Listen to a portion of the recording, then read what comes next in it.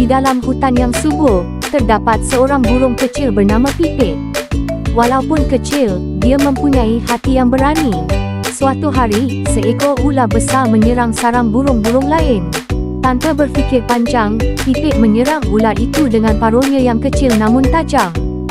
Dengan pertolongan Pipit, burung-burung lain dapat melarikan diri.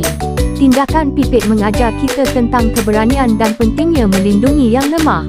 Sejak itu, Pipit dihormati oleh semua haiwan di hutan.